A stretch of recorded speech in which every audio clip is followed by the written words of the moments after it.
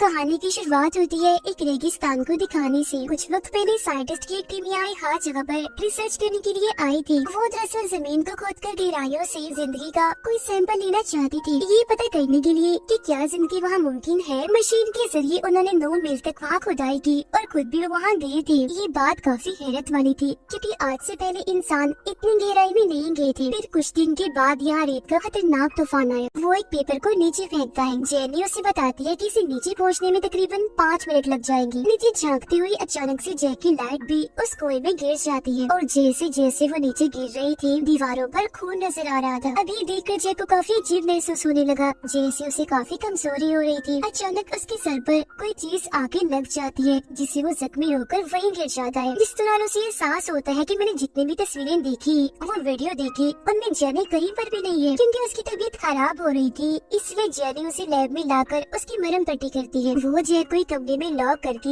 यहाँ से भागने की कोशिश करती है। जैसे वो जैक की गाड़ी के पास पहुँचती है तो उसे पता चलता है कि चाबियां तो मेरे पास है ही नहीं। उधर जैक जिस कमरे में था अचानक उसके छत से खून टपकने लगता है और फिर देखते ही देखते वहाँ हर तरफ खून की बारिश होने लगती है, यहाँ तक कि चीजें भी खून उगलने लगती है। ये सारी सूरत हाल देखकर वो काफी घबरा जाता है। वो उसे बाहर निकलने की कोशिश करता है मगर दरवाजा तो लॉक था। अब जेनी भी वापस आ गई थी चाबियां लेने, तो वो जैक के लिए दरवाजा खोल देती है। अब हैरत ये थी कि जो खून जैक को दिख रहा था एकदम वो गायब हो गया था। कमरा तो बिल्कुल साफ था। दोनों भी साथ में ही थे कि तभी जैक को कमरे के बाहर अपनी वाइफ का भूत दिखता है। इसीलिए वो जेनी को साइड पर करके दूसरे कमरे में सोने के लिए चला जाता है। अभी वो सोने की कोशिश कर ही रहा था कि तभी उसे दोबारा से अपनी वाइफ दिखती है, जो देखते ही देखते जेनी का रूप ले लेती है। रात को जब वो दोनों साथ में थी तो जैक को अपनी वाइफ का सपना आता है। उसने अपने हाथ में गन ली हुई थी जिसे लेकर वो कमरे में जाती है, जहाँ जाकर वो अपने दोनों बच्चों को गोली से मार देती है। फिर उसके सामने जैक आ जाता है। वो अपने सर पर गन रखकर रोते रोते जैक से कहती है कि तुमने मुझे धोखा दिया, इसीलिए मैंने ये सब किया। और बस इसी के साथ वो खुद को भी मार लेती है। इस भयानक सपने से जैसे वो बाहर आता है तो खुद तो कमरे के बाहर पाता है उसने कपड़े नहीं पहने हुए थे। उसे कुछ भी समझ नहीं आती कि मैं यहाँ कैसे आया। वो कपड़े पहनकर जेनी को हर जगह ढूंढने लगता है।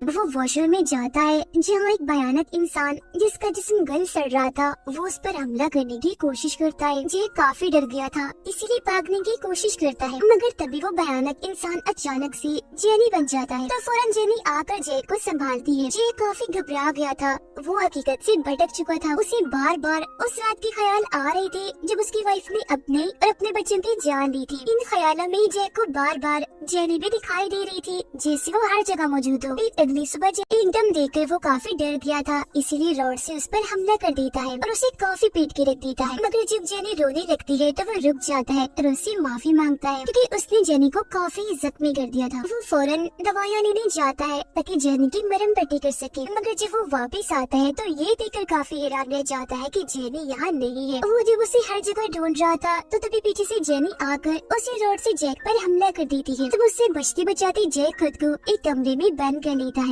था और फिर देखते ही देखते वो सारे जैक के रूह खुद को गोली से मारने लगते हैं। यहाँ तक कि जब असली जैक की बारी आती है तो वो भी खुद को शूट करने के लिए आईने पर गोली चला देता है। उसे देखने से लग रहा था कि अब वो पागल हो गया है। उसे फिर अपनी फैमिली की आवाजें आने लगती है और आवाजों का पीछा करते करते जब वो किचन में आता है तो वहाँ उसे जेनी मिल जाती है। वो ये देखकर काफी हैरान था कि अब जेनी का बर्ताव काफी अलग है। वो बस दरअसल हुआ यूँ था कि उसको ऐसे एक ऐसी गैस बाहर निकली जो सीधा इंसान के दिमाग पर असर करती है। वो गैस जैसे इंसान की सांस के साथ अंदर जाती है तो उस इंसान को अजीबोगरीब ख्याल नजर आने लगते हैं। उस इंसान की हालत एक किस्म की पागलों जैसी हो जाती है। जब भी तो साइंटिस्ट के बॉस को जेनी, शैतान और फिर बाद में जैक को भी ऐसे ही लगने लगा, क्योंकि वो भी तो उस गैस के असर में आ ही गया था। गैस का असर सभी पर इतना खतरनाक हुआ कि सबने अपनी जान ले ली और सिर्फ जेनी पर इसका असर नहीं हुआ क्योंकि उसका कमरा सबसे दूर था। वो एक औरत जो थी, वो लोग जेनी को शैतान इसलिए मान रहे थे क्योंकि अब सिर्फ वो ही थी जिस गैस के असर से बची रही, इसीलिए वो इनसे अलग ही थी। और ये एक वजह है कि जेनी ने पूरी कहानी में ही खुलकर बात नहीं की और बिल्कुल ऐसा ही जैक के साथ भी हुआ। अब ये सारी बातें सुनकर जैक को पहले तो यही लगता है कि शायद ये सच है, जेनी इंसान ही है, इसीलिए उसके पास जाता है माफी मांगने। वो हॉस्पिटल में थी मगर असल में जैक का इरादा तो कुछ और ही था। वो एक आदमी की गन छीनकर जेनी को मारने की कोशिश करता है। अब जेनी तो बच जाती है मगर अभी भी जैक उसे शैतान ही समझ रहा था, इसीलिए कहते हैं कि ठीक है मैं अपनी आत्मा देने को तैयार हूँ। दरअसल उस गैस का असर